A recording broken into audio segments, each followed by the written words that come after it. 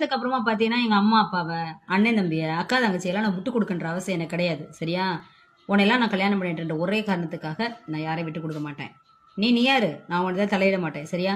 அப்பலாம் நீங்க வந்து லா பாயிண்ட் பேசக்கூடிய ஆனா, அப்ப கேட்டுட்டு போங்க. நீங்க கமெண்ட் தப்பு தப்பா போட்டாலும் அத பத்திலாம் கவலை கிடையாது. நல்லா தெரிஞ்சுக்கங்க.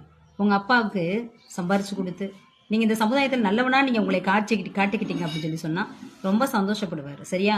உங்க அப்பாவை தலைநிமிர செய்கின்ற பொழுது அவர் சந்தோஷப்படுவார். உங்க அம்மாவை குளிர்விக்கின்ற பொழுது சந்தோஷப்படுவார். உங்க அண்ணன் தம்பிகளுக்கு பங்கு கொடுத்தா மட்டும்தான் சந்தோஷப்படுவாங்க. உங்க அக்கா தங்கச்சிகளுக்கு மொய் பணம் ஏது வச்சா மட்டும்தான் சந்தோஷப்படுவாங்க. ஆனா எந்தவித எதிர்பார்ப்பும் இல்லாம இவன் தான் உன் புருஷன் அப்படின்னு சொன்ன ஒரே காரணத்துக்காக தலை குனிஞ்சு தாலி ஏத்துட்டு உள்ள வரோம்ல, எங்க லவ் கூட பண்ணிடுறோங்க. இப்ப என்ன, நீங்க தான் முக்கியம் தானே வர்றோம்.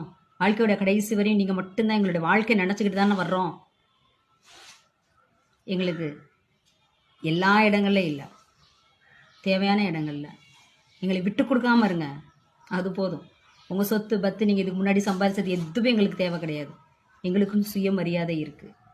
சொந்த பந்தங்களுக்கு இடையில எங்களை விட்டு கொடுத்துட்டீங்க அப்படின்னா எப்பேற்பட்ட சொந்தம் வந்து சரியா என் பிள்ளையை பார்த்துக்க, என் தம்பியை பார்த்துக்க அப்படின்னு சொன்னாலும் இந்த காதலை வாங்கி எங்கள் காதலை விட்டுருவோம். அதனால் தயவு செஞ்சு ஆரம்ப காலகட்டத்தில் எங்களுக்கு தேவையான சுதந்திரத்தை, தேவையான இடைவெளியை, தேவையான அன்பை கொடுத்துட்டீங்கன்னா கடைசி வரை நாங்கள்